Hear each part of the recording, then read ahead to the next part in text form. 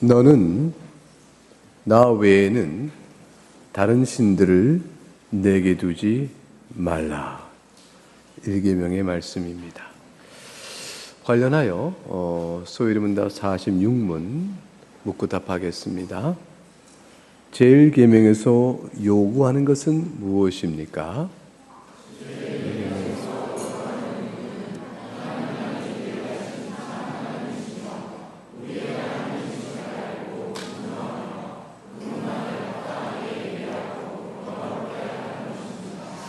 이것을 좀 더 확장해서 대요리문답 104문에서도 설명이 이어집니다. 똑같이 묻고 여러분 답하시기 바랍니다. 제1계명에서 요구하는 의무는 무엇입니까?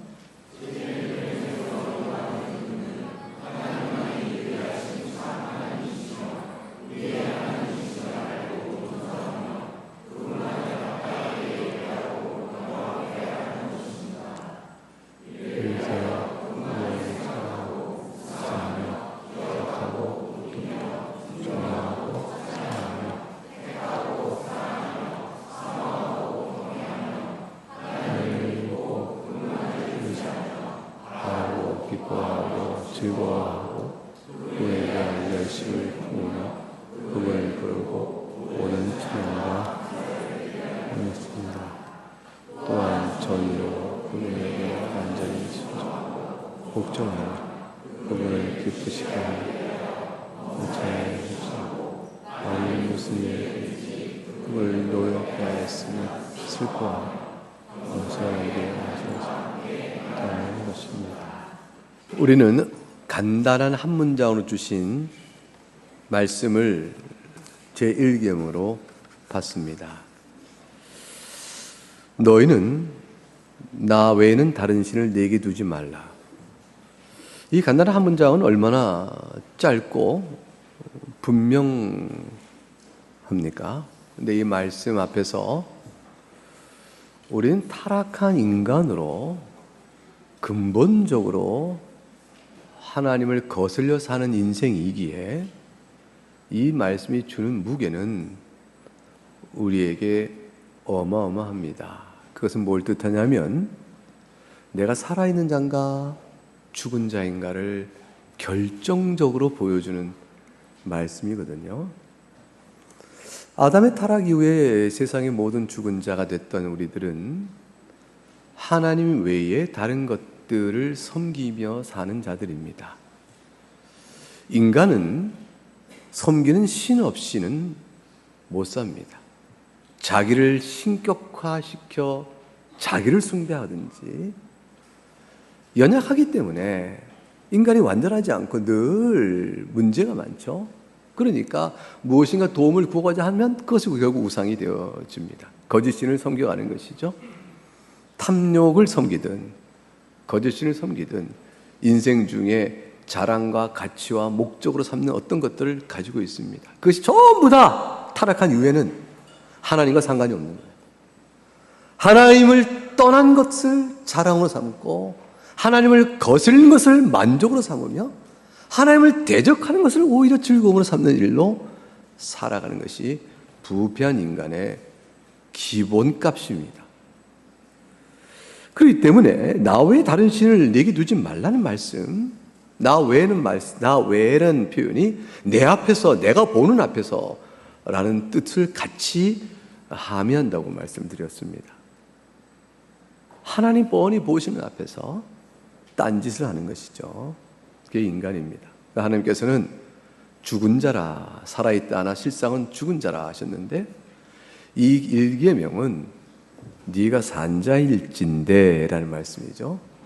내가 너에게 생명을 주었을진데, 신자에게는 그렇게 다가오는 것이죠. 우리 모두에게는 하나님께서 내게 생명의 은혜를 주셨을진데 내가 하나님 외에 하나님 보신 앞에서 어떻게 다른 신을 섬기겠는가?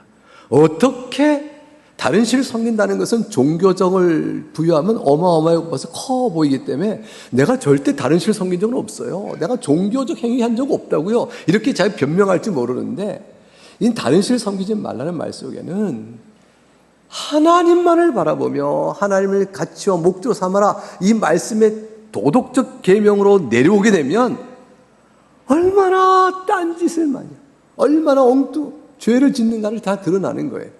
하나님 앞에서, 하나님 보시는 것 앞에서 죄 짓지 마라. 그 뜻이 되어집니다. 하나님을 떠나 살겠느냐, 그 뜻이 되어집니다. 그래서 이 믿음의 선진들이 제1계명을 생각하면서 우리는 이 계명을 10가지 계명을 보면서 이 계명을 통해서 우리가 무엇을 해야 될까? 그거를 생각해보고 또 그 계명을 통해서 무엇을 하지 말아야 될까? 이렇게 두 가지 측면으로 생각을 해봤어요.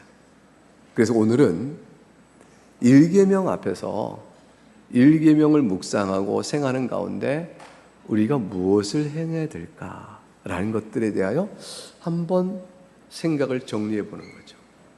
그러면 우리들이 이런 것들을 마음에 두고 이렇게 행하고자 신앙 습관과 노력을 기울여 과연 하나님을 영화롭게 하고 1계명을 순종해가는 신앙의 모습, 이것이 우리 안에 있으면 좋겠다 라는 소원을 가지고 한번 돌아보는 오늘의 시간이 될 수 있기를 바랍니다. 다행스럽게 우리가 이걸 다 찾아내지 않아도 다 훌륭하게 만들어 놓으셨어요. 이게 소요리문답 46항과 대리문답 104항의 공통적으로 첫 진술이 이렇게 됩니다. 1번이죠. 대리문답 1번 문항 보세요. 같이 읽어볼까요? 시작. 하나님만이 유일하신 참 하나님이시며 우리의 하나님을 알고 인정하며 그분만을 합당하게 예배하고 영화롭게 하라는 것입니다. 이게 절대 선언이에요. 나 외에는 다른 선을 섬기지 말라라는 것에 대한 말씀이 우리에게 적용으로 이끌어내시는 우리가 마땅히 해야 될 요구하시는 의무입니다. 하나님만이 하나님임을 인정해라. 그리고 그분이 우리 하나님임을 인정해라. 언약적 개념이죠. 객관화시킨 제3자 하나님 아니에요. 나의 하나님이에요. 우리 교회 공동체 하나님이에요.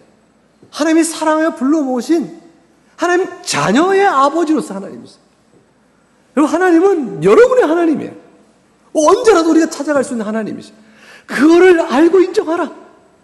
참된 한 분 하나님만이 내 하나님인 줄 알고 예수 안에 있는 우리의 하나님인 줄 알고 인정하고 하나님을 합당하게 예배하자. 하나님께 합당한 예배하는 예배의 공동체로서의 의미가 있고요. 그리고 삶의 순종을 통하여 하나님을 영원롭게 하는 일들을 해야 한다. 그 일이 제1계명서에 담기는 첫 번째 요약입니다. 이것을 토대로 다른 계명들도 다 원리적으로 그 토대 위에서 해석돼 나갈 것입니다. 이스라엘아 들으라. 우리 하나님 여호와는 오직 유일한 여호와시니 너는 마음을 다하고 뜻을 다하고 힘을 다하여 너의 하나님을 사랑하라. 이것이죠. 그러면 어떻게 하나님을 예배하고 영화롭게 알고 인정한다는 것일까? 구체적인 실천 방안을 대운답 104문은 조금씩 더 많이 풀어주고 있습니다. 두 번째 정리된 내용을 보면 2번만 읽어보세요. 시작. 이를 위하여 그분만을 생각하고 묵상하며 기억하고 높이며 존경하고 찬양하며 택하고 사랑하며 사모하고 경외하며. 첫 번째 할 일은 우리 마음에 우리의 생각과 이성적이죠, 지성적이죠. 그리고 우리의 정서, 우리 마음의 감정과 맞물린 정서, 그리고 원하는 소원과 결심하는 의지, 이 모든 게 우리 내면 안에서 이루어집니다. 하나님께서 이 내면을 들여다보고 계시거든요. 그런 측면에서 우리가 하나님만을 섬겨야 한다. 지금부터 우리 마음을 들여다보는 거죠. 들여다보겠습니다. 여러분의 생각에 하나님이 자리하고 계신가? 여러분은 하나님을 묵상한다 하는 것처럼 하나님은 어떤 분이시며 어떤 일을 행하셨는가? 내 인생 속에 하나님 나와 함께 어떻게 이끌어 오셨지? 그것에 대한 묵상, 그 뜻에 대한 것에 대한 깊은 사색, 또 그것도 잊지 않고 기억하는 것, 이런 일들을 생각하며 하셔요. 하나님 그걸 원하시는 거지. 그러니까 하나님만을 존경하고 높일 수밖에 없는 거죠. 이스팀. 하나님을 막 높여드리고, 하나님 정말 하나님이셔요. 그래서 내 생각 안에서 찬양이 터져나오고, 하나님을 향한 내 소원의 선택, 하나님만을 바라보는 마음, 하나님을 사랑하게 된다는 거예요. 마음속에서 벅찬 사랑의 마음이 오고, 사모하고 경외하는 마음으로 마음 정서가 꿈틀거리며 내 마음이 그런 것들로 채워져 있는가, 그거를 물으시는 거죠. 이 속사람, 이 마음의 내적 측면이 없다면 껍질이죠. 껍데기입니다.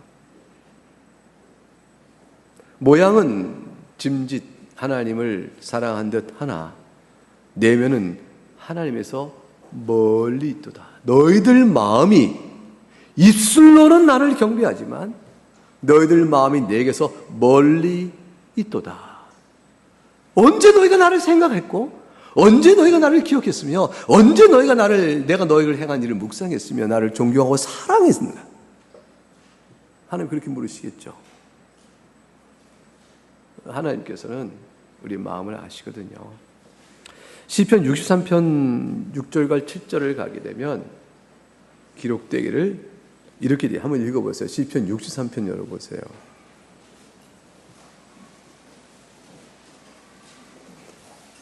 (63편) 6절과 7절 말씀에 같이 읽어보겠습니다. 63편 6절과 7절 찾으셨어요? 같이 읽어봅니다. 시작. 내가 나의 침상에서 주를 기억하며 새벽에 주의 말씀을 읊조릴 때에 하오리니 주는 나의 도움이 되셨습니다. 내가 주의 날개 그늘에서 즐겁게 부르리이다. 사랑하는 교회 여러분, 침상이라 했습니다. 하루 일과를 마치고 자리에 들 때죠. 하루를 돌아보니 주님이 기억되는 거예요. 새벽이라 했습니다. 눈을 뜨니 주의 말씀으로 내가 마음을 채웁니다. 하나님을 생각하고 묵상하고 기억하는 것이죠. 하나님을 사랑하지 아니하면 이런 일들이 이루어질까요? 결국 사랑은 기억 그리고 묵상과 연결돼 나갑니다. 하나님을 왜 사랑하죠? 하나님이 나를 사랑하시는 걸 알기 때문에 그래요. 그러니까 하나님께서 나와 어떻게 오늘 하루를 사랑해 주셨으며 하나님께서 이 아침에 새로 할 때 나를 어떻게 사랑할 것인가에 대한 확신과 감사가 있기 때문이죠. 그래서 그 마음에 하나님을 향한 갈망이 있고 경외심이 있습니다. 이것은 신학으로 배우는 하나님의 전능성, 하나님의 전지성, 하나님의 거룩하심, 하나님의 지혜로우심이 아니에요. 신학으로 공부하는 그 모든 것들은 관념이죠. 근데 실제 내 생활 속에서 하나님께서 나를 어떻게 만드셨지? 하나님께서 얼마나 오래 참으셨지? 하나님이 정말로 나를 향해 인자하시고 인애하시고 나를 불쌍히 보시는구나. 고백으로 터져나오는 것이죠. 여러분, 하나님께 여러분 불쌍히 보이시고 계신 걸 아셔요? 어느 때 여러분이 하나님께서 나를 불쌍히 여기고 계시다. 어느 때 하나님께 나를 향하여 오래 참으시다. 그렇게 생각하시나요? 언제 그런 적이 있으셔요? 어느 때인가 그 경험이 있을 때 여러분 그렇게 하실 거예요. 어느 때는 하나님 날 너무 좋아하셔서 나에게 좋은 것 많이 주셔. 그럴 때도 있겠죠. 어떨 때는 너무 많은 걸 상실하고 박탈당해서 하나님 저 힘들어요. 그럴 때도 있겠죠. 그냥 어느 때든지 하나님께서 여러분과 함께 계심을 알고 묵상하는 겁니다. 내면 안에 나의 지성과 정서와 의지 안에서 하나님을 사랑하는 으로 나가는 것, 그것이 하나님만을 섬기는 것의 첫 번째 정리된 우리에게 요구되는 의무입니다. 두 번째는 3번을 볼까요? 3번을 보면 대우는 3번을 읽어볼까요? 시작. 하나님을 믿고 그분만을 의지하며 바라고 기뻐하며 즐거워하고 되어 있습니다. 그래서 하나님을 향하여 인격적 교제로 나아갑니다. 기도가 터져 나오죠. 그리고 하나님께 말을 건네게 되어져요. 하나님, 제가 하나님 말씀이 진리인 줄 압니다. 이 말씀 의지에 오늘도 살아갑니다. 저에게 용기 주시고 힘 주세요. 하나님께 주신 힘으로 지난번 일도 겪어왔고 오늘도 주 앞에 서 있습니다. 하나님께 말을 걸게 되어지죠. 기도예요. 말씀으로 읽은 하나님의 음성을 마음으로 받아 하나님께 입을 열어 기도하게 됩니다. 그리고 하나님을 굳게 신뢰하고 하나님의 약속은 붙듭니다. 어찌 되든 내 인생길에 하나님이 동행하시는 내가 믿습니다 라고 믿고 나의 갈 길 다간 후에 돌아보니 은혜뿐이요 내가 주와 더불어 만족한 기쁨을 장래 누릴 걸 내가 확신합니다. 그 기쁨을 지금 맛볼 수 있도록 내 인생의 지금 한 자락도 그렇게 이끄신 줄 압니다.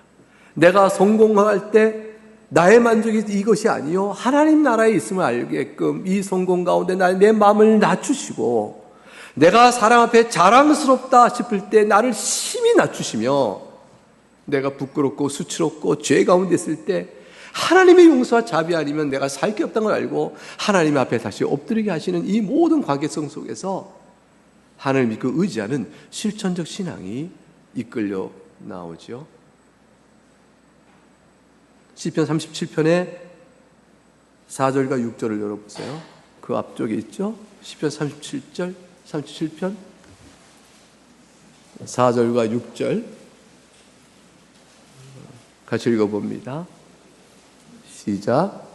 또 여호와를 기뻐하라. 그가 네 마음의 소원을 내게 이루어 주시리라. 내 길을 여호와께 맡기라. 그를 의지하면 그가 이루시고 내 의를 빛같이 나타내시며 내 공의를 정오의 빛과 같이 하시리라. 약속입니다. 여호와께 길을 맡기고 의지하면 빛같이 나타내시고 정오의 빛 같게 해주고 영광스럽게 해주겠다고 되어 있어요. 그러니까 어떤 일이든지 역경이 있고 숙명이 있고 좋은 일이 있고 거칠고 어렵더라도 하나님께 맡기는 겁니다. 그분을 만족해 하고 나가는 거예요. 그러면 네 번째 여러분들 정리한 9절 한 대목 읽어봅니다. 시작. 그분에 대한 열심을 품으며 그분을 부르고 모든 찬양과 감사를 드리라는 것입니다. 그럼 내 마음에 비로소 신앙적인 종교적 양태가 드러나요. 열심을 품다는 것은 하나님을 향한 지극한 열망이에요. 다른 거 아니에요. 비교 대상이 있어요. 나는 이거 좋아해. 나는 여기야. 그거예요. 내가 취미는 이거야. 내 특기는 이거야. 나는 이거야. 난 이거를 좋아한다고. 음식이 있을 때 좋아하는 음식을 찾아 먹듯 내가 하나님을만을 향한 열망과 열심이 생겨요. 그 종교적 경건이 우러져 나옵니다. 그래서 그분을 부릅니다. 이 부른다는 것은요, 예배로 부르는 거예요. 하나님 아버지를 예배하는 거예요. 타락 이후에 비로소 아담의 하인과 하와가 죽고 셋을 때 셋 자손부터 비로소 여호와 이름을 부르더라. 예배 때리지. 하나님 예배하는 자의 모습이 드러나는 것처럼 마음속에서 예배가 나오기 시작합니다. 찬양이요, 감사요, 하나님을 영원롭게 하는 마음의 소원들이 막 나오게 되는 거죠. 공적 예배에 즐거움을 갖기 시작합니다. 교회 나와 하나님의 믿음의 성도와 함께 있는 일을 막 좋아하기 시작해요. 열망을 갖게 돼요. 열심히 갖는 일이에요. 전에는 귀찮았고 나 혼자 그냥 와서 예배하고 돌아가면 그만인데 라는 식의 관념이 팍 풀어지게 돼요. 하나님을 생각하니까 하나님 하신 일 속에서 교회 공동체를 향한 공적 예배에 대한 열망이 생기기 시작하고, 왜냐하면 그 자리에 있으면 내 혼자가 아니거든요. 사적 예배에서 하나님 날 사랑해요 라는 것을 넘어서서 공적 예배에 선포되는 말씀 속에서 내 마음이 움직여가기 시작합니다. 감동스럽게 되죠. 그리고 찬양과 감사로 올려드립니다. 하나님 이름이 거룩히 여김을 받기를 바라는 간절한 소원들로 채워지고 터져나오라 노래하고 그렇게 되어집니다. 그러다 보면 다섯 번째로 그 사람이 변합니다. 다섯 번 읽어볼까요? 5번 시작. 또는 전인적으로 그분에게 완전히 순종하고 복종하는. 전인적이라는 말은 그의 전 인격적 생활 영역 모든 부분에서 라는 뜻이에요. 생각하고 마음에 원하는 것, 실천하는 모든 생활 전 영역에서 하나님 말씀에 따라 순종하고 그걸 복종하기를 즐거워합니다. 이 로마서 6장에서는 너희 지체를 의의 무기로 하나님께 드리라 했어요. 그거 같은 것이에요.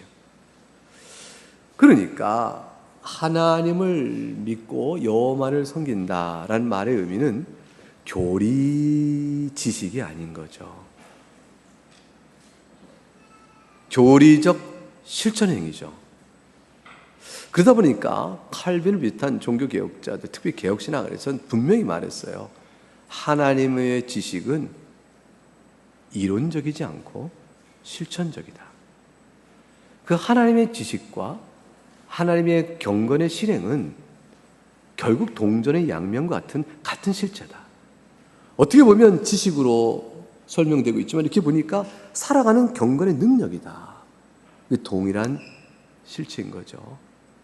그럴 때 하나님을 안다 이렇게 말해요.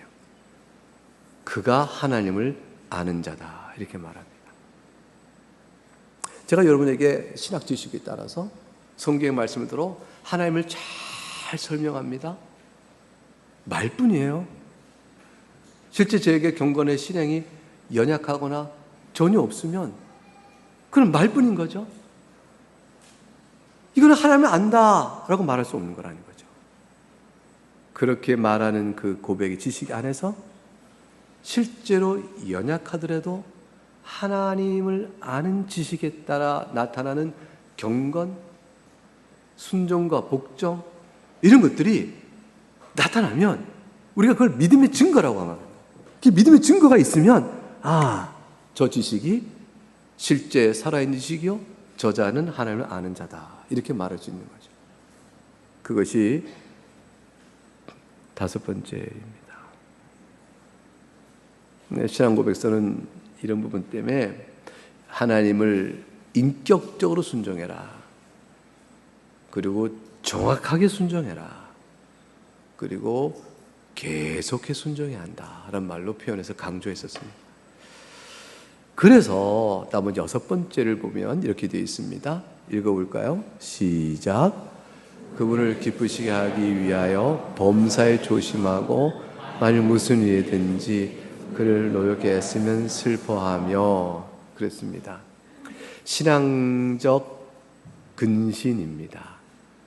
이거는 매사에 엄숙하여 밝은 표정 없이 늘 침울하고 우울하게 지내라라는 뜻이 아닙니다. 범사에 조심하라라는 것은 악의 준동, 욕정, 발당, 탐욕, 내 안에 일어나는 모든 죄성, 연약함이 막 일어날 것들을 통제하고 다룰 수 있도록 조심하는 거죠. 그 범사에 남아있는 중생자에게라도 남아있는 죄의 연약한 성정이 발동하지 아니하도록 범사에 조심하는 것이에요.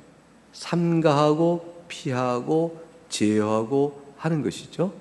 말씀을 암송하여 심령을 다스리고 찬송을 늘 마음에 담아 그런 것들이 밀어 없어지게 하고 주의 밝은 빛으로 마음의 어둠을 몰아내며 갑작스럽게 다혈질적으로 터져나오는 흥분성을 갖는 자기 기질조차도 하나님께서 주신 말씀으로 조심스럽게 다뤄가는 신앙의 훈련, 인격적 훈련을 가져가는 것이죠. 왜 그래요? 하나님을 기쁘시게 하기 위하여. 이게 목적이에요. 우리는 절대로 우리가 겪는 일 자체를 목적으로 삼아서는 성공할 수 없어요. 매사에 창조주 하나님이 섭리하신 그분, 내가 있는 모든 일 속에 그 너머에 계신 근원적인 그분, 나를 사랑하신 나의 아버지, 그 하나님을 생각하는 거예요. 하나님을 기쁘시게 함이 내 마음의 소원이니까, 내 즐거움이니까 조심하고, 그 말이 되게 말부터 시작하니까 나올 것 같으면 탁 한번 멈추고, 자기가 어떤 인간인지 알잖아요. 나 이런 놈이야, 나 이런 사람이야, 나 이런 인간이야. 우리가 다 알잖아요, 각각. 그러니 조심하고, 범사에 내가 무엇을 조심해야 하나님을 기쁘시게 할까 생각할 수 있잖아요. 그거를 생각해보고, 그건 훈련이죠. 그 다음에 실수가 다 있으니 만일 무슨 일이 그분을 노엽게 하였으면 무엇이 하나님을 노엽게 할까요? 죄입니다. 죄를 지어 하나님을 노엽게 했으면 슬퍼할 줄 알아야 된다. 그게 일계명을 지켜가는 것이에요. 이 슬픔은 시편 51편 17절, 오늘 우리가 찬송한 시편의 내용인데, 하나님께서 구하시는 제사는, 찾아보세요. 시편 51편 17절. 읽어볼까요? 시작. 하나님께서 구하시는 제사는 상한 심령이라. 하나님이여 상하고 통회하는 마음을 주께서 멸시하지 아니하시리다. 사랑하는 교회 여러분, 상하고 통회하는 마음, 왜 그랬을까요? 왜 마음에 큰 상처를 입고 통회를 할까요? 죄를 져서 그렇잖아요. 이 죄가 어떤 죄인지 우리는 알아요. 시편 51편의 다윗의 시편에 이 통회하는 죄가 뭔지 압니다. 그 죄를 지은 자가 통회하고 마음이 상해할 때 주께서 멸시하지 않으신대요. 너 같은 놈이? 라고 멸시하지 않으시고 그거를 들으셔요. 그게 제1계명 속에 우리에게 요구하시는 바요, 하나님의 약속이에요. 너희가 나 외에는 다른 신을 섬기지 아니하면, 이미 먼저 전제했죠. 내가 너희 아버지다 라고 말씀하신 게 아버지의 사랑으로 항상 내가 너희를 대할 거야. 전제된 약속이 있어요. 그래서 멸시하지 않으십니다. 그러니 1계명의 결론은 마지막 7번 되어린 다음에 이렇게 할 수 있어요. 가장 요약해서 읽어볼까요? 시작. 겸손하게 하나님과 함께 행하라. 겸손하게. 신중하고 범사에 조심하며 악한 남은 연약성을 늘 생각하고 하나님 앞에서 겸손한 마음으로 행하라. 이게 참 주 앞에서 훈련받기 어려운 일인데 주님께서 우리를 훈련시키십니다. 여러 가지 모양으로 우리를 훈련시키시죠. 한번 미가서 6장 8절을 열어보겠습니다. 요나서 뒤에 요나미가, 미가서 6장 8절.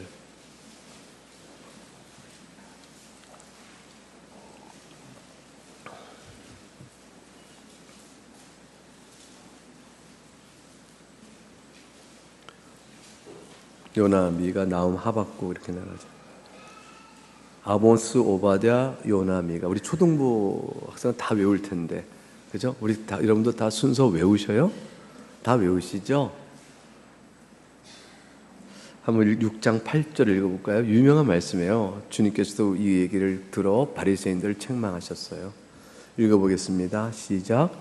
사람아, 주께서 선한 것이 무엇임을 내게 보이셨나니 여호와께서 내게 구하시는 것은 오직 정의를 행하며 인자를 사랑하며 겸손하게 내 하나님과 함께 행하는 것이 아니냐. 예, 하나님의 말씀입니다. 결국 이것이 가장 요약된 결론적 실천 사항입니다.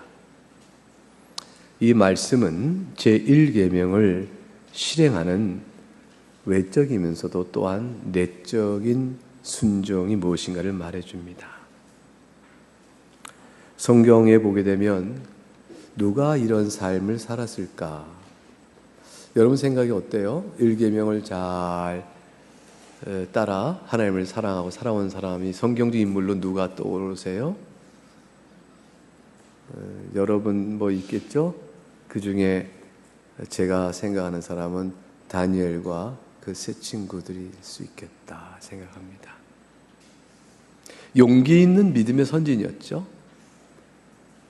느부갓네살 왕이 금신상 세우고 절하라.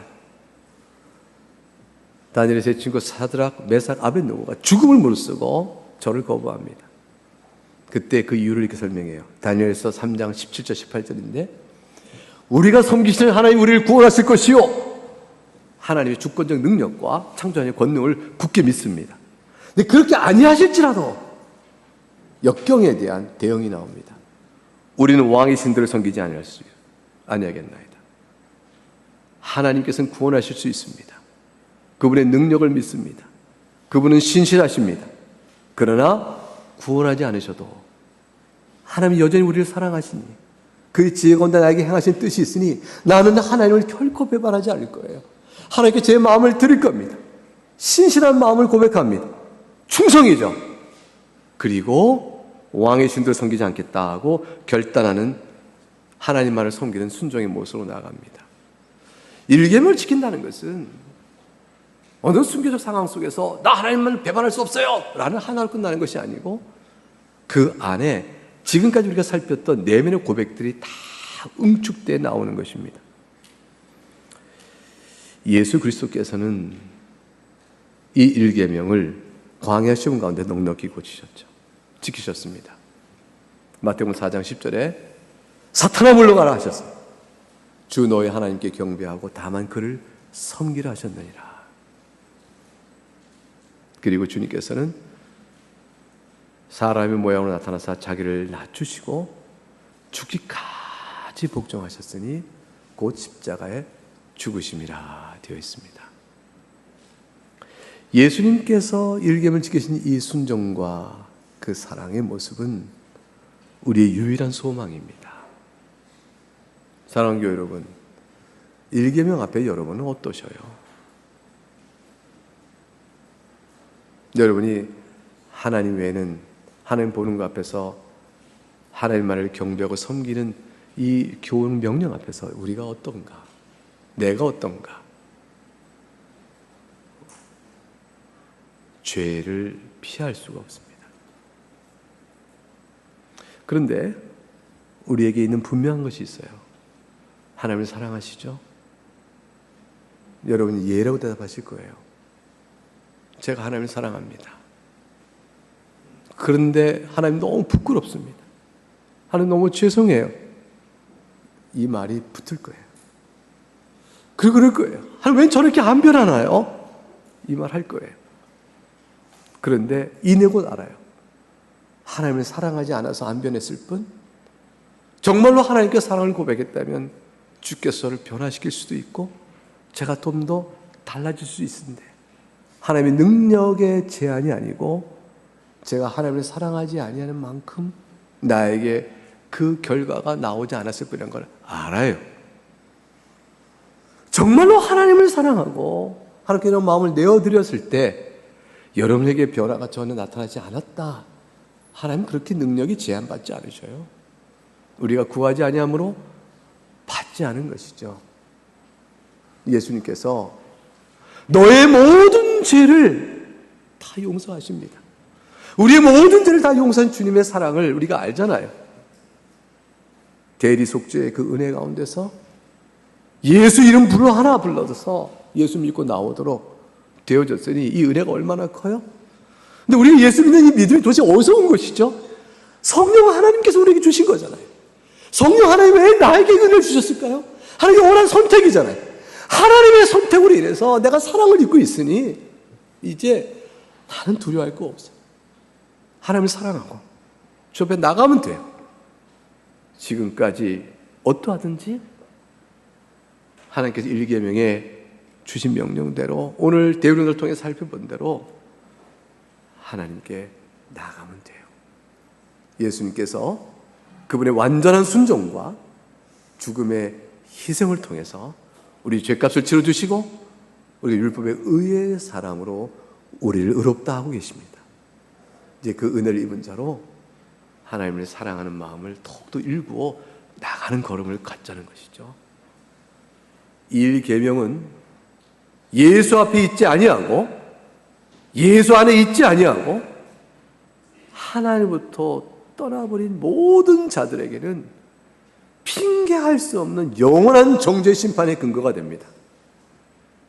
그러나 예수 안에 있는 우리들에게는 무한한 용서와 그 사랑 가운데서 우리에게 용기를 붙들고 우리를 세워주는 말씀이에요. 나를 사랑하라. 하나님께서 말씀하셔요. 나 외에는 다른 신을 너에게 두지 마라. 내 사랑을 받으려마. 내 사랑을 알지 않니? 내 사랑을 기억하고 생각하고 묵상하려구나. 그것이 네 마음에 기쁘지 아니하냐?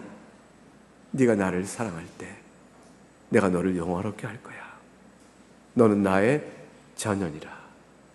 약속의 말씀으로 오늘 이 계명을 우리에게 주십니다. 이제 우리 말씀 앞에서 우리 각각 기도하겠습니다. 내가 하나님 앞에서 이 계명의 말씀을 무엇으로 받을까? 여러분을 돌아보면서 여러분의 생각과 마음이 주께 있는가 돌아보시고 하나님 말을 사랑하며 하나님을 향하여 열심히 나며 하나님을 예배하며 하나님을 찬양과 감사하기를 늘 소원하는 마음이 있는가? 침상에서 주님을 생각하고 새벽에 눈 떠 주의 말씀을 묵상하는 자로 살기를 소원하는 마음이 있는가? 여러분에게 가장 잃어버리기 싫어하는 것은 뭘까? 내가 하나님을 잃어버리기 싫어하는 것인가? 다른 무엇인가? 나의 집착과 나의 가치와 목적은 어디 있는가? 이제 돌아보면서 하나님을 사랑하기를 원합니다. 각자 기도하며 주 앞에 구하며 나가시겠습니다.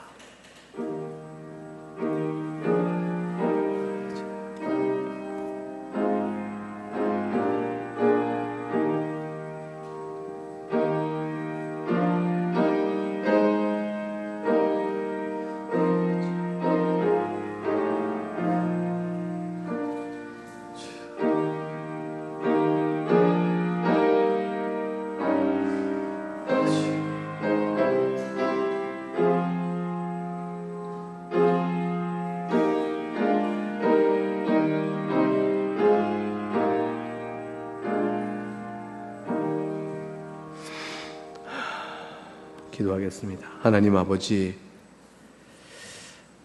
하나님 외에 다른 신을 너에게 두지 말라 하셨사온데 그저 저희는 주일의 예배 걸음하여 나오면 그것으로 족한 줄 알고 하나님을 마음의 내면으로부터 돌아보며 사랑하는 일까지 생각지도 않고 무심히 살아온 세월들이 참 많습니다. 오늘 말씀을 돌아보며 우리가 두 가지를 아는데 우리가 얼마나 게으르고 나태하며 무감각한 자처럼 살아가는가 하는 우리의 연약성을 우리가 깨닫고 또 한 가지 깨닫는 것은 그러나 하나님의 사랑이 우리에게 있음에 내가 하나님을 사랑하는 그 마음이 분명하다는 사실을 또한 내가 붙잡습니다. 예수 그리스도 안에서 이 사랑을 부으시고 나를 붙잡아 주셨사오매 하나님, 이제로부터 내가 하나님을 더욱 사랑하고 오늘 이 교훈에 들은 말씀대로 마음을 주 앞에 드리기를 원합니다. 도와 주시옵소서. 예수 그리스도 이름으로 기도하옵나이다. 아멘.